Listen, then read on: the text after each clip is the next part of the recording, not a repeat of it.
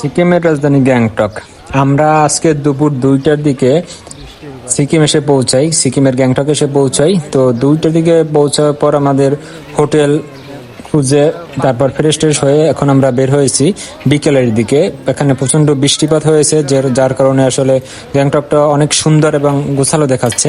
দেখুন কত সুন্দর একটা পরিবেশ, চারপাশ লোকজন ভরপুর। আসলে গ্যাংটকের এই জায়গাটাই, যে রাজধানী গ্যাংটকটা, এই জায়গাটাই সবচেয়ে ফেমাস একটি জায়গা। আপনি সিকিম আসলে এই জায়গায় আপনার আসতেই হবে, কেননা এই জায়গায় না আসলে, এই যে এমজি মার্ক, এই জায়গায় না আসলে আসলে আপনার এই সিকিম আসাটা আসলে বৃথ হয়ে যাবে। তো আমরা এখানে বিকেলে ঘোরাফেরা করি এবং সন্ধ্যায় বেরোই ঘোরার জন্য, যে সিকিম শহরটা ঘুরে দেখার জন্য। খুবই ছোট্ট শহর এবং পাহাড়ের মাঝখানে একটি সমতল জায়গায় শহরটি গড়ে উঠেছে। তো আমরা এখানে ঘুরে ফিরে দেখি, এবং এখানে একটি মজার বিষয় হচ্ছে যে আপনি যে স্থানে যান দেখবেন যে শহর বা যে কোনো একটা স্থানে অনেক রাত্র পর্যন্ত খোলা থাকে, কিন্তু সিকিমের আইন কানুনটা খুবই সুন্দর এবং এখানে 10টার পর সবকিছু বন্ধ হয়ে যায়। আপনি চাইলেও আর রাস্তায় থাকতে পারবেন না।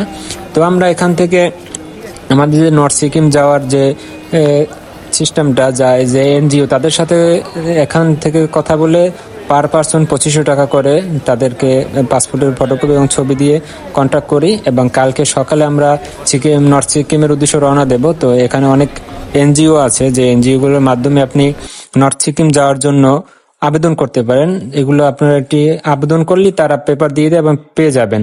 এখানে কোনো সমস্যা নাই, শুধু আপনার পাসপোর্ট এবং 2 কপি ছবির প্রয়োজন হবে। পার পার্সন আপনার 2500 টাকা করে খরচ পড়বে। একদিন থাকবেন, আপনাকে একদিন সকালে নিয়ে যাবে, রাত্রে ওখানে থাকবে এবং পরের দিন ঘুরিয়ে নিয়ে আসবে। তো এখান থেকে আপনি সিকিম, নর্থ সিকিম যাওয়ার জন্য সে প্রচেষ্টা করে রাখবেন, এবং পরদিন সকালে আপনাদের যে এখানের কাছেই বাস স্ট্যান্ড আছে, সেই বাস স্ট্যান্ড থেকে আপনাকে বজরা বাস স্ট্যান্ড, সেখান থেকে আপনাকে পিক আপ করে নিয়ে যাবে। তো সেই কাজটা আমরা এখানে করছি, এবং আমরা রাত্রে তাড়াতাড়ি খাওয়া দাওয়া সেরে এখানে টুকটাক কিছু কেনাকাটা করে তারপর আমরা রুমে রেস্টের জন্য চলে গেছি। কেননা আমরা দেখেছি যে আপনি ইচ্ছা করলে এখানে বেশি টাইম ঘোরাফেরা করতে পারবেন না, 10টার পর এখানে বন্ধ হয়ে যায় সবকিছু, এবং বাহিরে রাস্তায় বসে কোনো প্রকার বিড়ি সিগারেট আপনি খেতে পারবেন না। এটা একদম বেআইনি, এবং আপনার যদি কোনো প্রশাসন দেখে তো আপনাকে 500 টাকা জরিমানা করা হবে, ইন্ডিয়ান রুপির 500 রুপি।